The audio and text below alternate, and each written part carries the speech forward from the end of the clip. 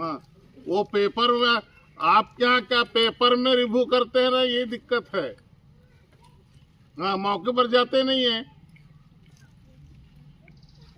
जब दोपहर से बात चल रही है तो किसी न किसी को, तहसीलदार को, एसडीओ को, पटवारी को, चौकीदार को, किसी को आना चाहिए।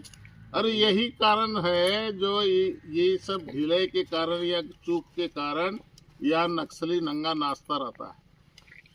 यहाँ कितने बार गोलियां चली है।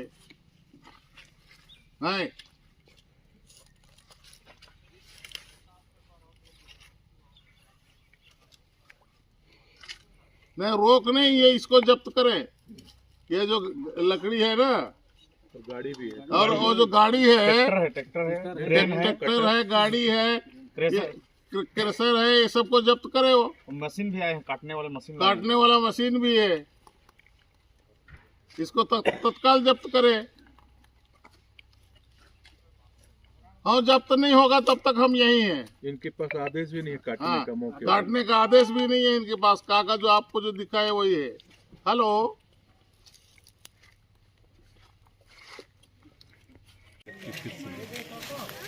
गांव के लोग जब दत्तून तोड़ने जंगल में जाते हैं तो उनको तो इतना परेशान करते हैं, जुर्माना करते हैं, टंगिया लूट लेते हैं। और यहाँ पर प्रशासन के मदद से, प्रशासन के सहयोग से, और यहाँ पर तो खुलेआम नंगा नाच हो रहा है। इस 6-7 पेड़ यहाँ पर काट दिया गया। यहाँ मशीन लाया है, ट्रैक्टर लाया है, क्या क्या ना जाने कितना कितना औजार लाया है।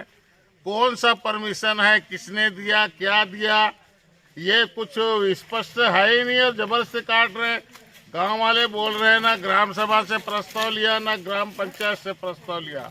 मैं तो तय कर लिया कि मैं जब तक ये जब्ती नहीं होगी, जांच के लिए कोई अफसर नहीं आएगा, हम यहीं पर रहेंगे।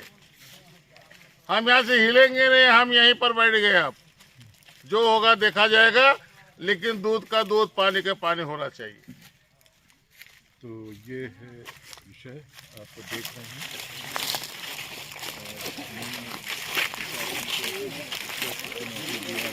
मैं यहीं पर बैठ गया, जब तक इसकी जब्ती नहीं होगी मैं मर जाऊंगा, लेकिन नहीं जाने वाला हूँ।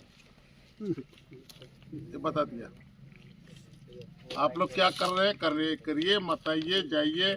हम तो यहाँ सुतेंगे, आपको जाएंगे नहीं। या तो आए और जब्ती करे, या फिर गांव वालों को समझाए, बात करे, और नहीं तो हम यहीं पर रहेंगे अभी। ऐसा कुछ, हाँ, ये दादागिरी थोड़ी चलेगा। ठीक है। सर में हम लोगों को ये सूचना मिली कि जशपुर के बादलखोल अभ्यारण्य के अंदर जो स्थित ग्राम कलिया है, वहाँ एक आम्रकुंज है जो रियासत काल से वहाँ पर राजाओं के समय से पेड़ लगाए गए हैं। और जिस आम्रकुंज का उपयोग आसपास के ग्रामीण अपने सामाजिक और अन्य कार्यों के लिए करते हैं, और उस जगह पर कुछ लोग आकर के और मशीन लगा करके उन आम पेड़ों की कटाई कर रहे हैं।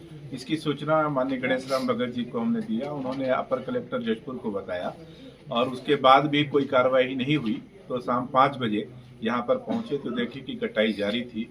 हमने कटाई करने वालों को रोकने का प्रयास किया तो जाकर के वो रोके हैं, लेकिन उनके जो मशीन है और जो वाहन है वो यहीं पर रखे हुए हैं। और इस संबंध में जब हमने कागज तलाश किया तो पता चला कि एसडीएम के द्वारा जीवित आम के पेड़ों को 44 आम पेड़ों को काटने की अनुमति दी गई है। और उस संबंध में 57 आम पेड़ों को ट्रांजिट परमिट जो है वन विभाग के द्वारा दिया गया। तो कई सवाल खड़े हो रहे हैं वन विभाग और राजस्व विभाग के कागजों को दे करके।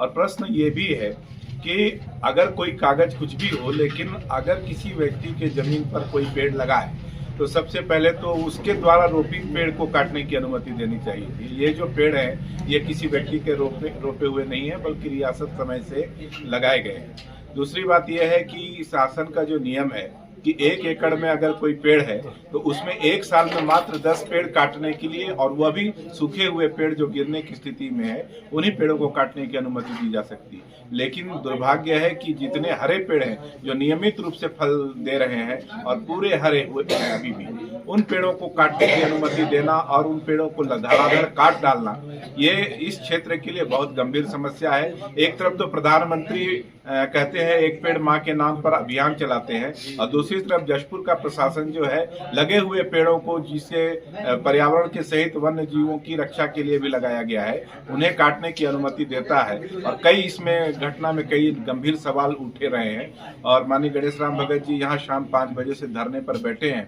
और उनका कहना है कि प्रशासन का कोई जिम्मेदार अधिकारी जब तक नहीं आएगा और स्पष्ट रूप से नहीं बताएगा कि आखिर इसमें क्या हुआ है और किसके द्वारा इस प्रकार की अनुमति दी गई और कानून क्या कहता है, और जब तक इसका स्पष्टीकरण नहीं होगा हम लोग धरने पर बैठे रहेंगे।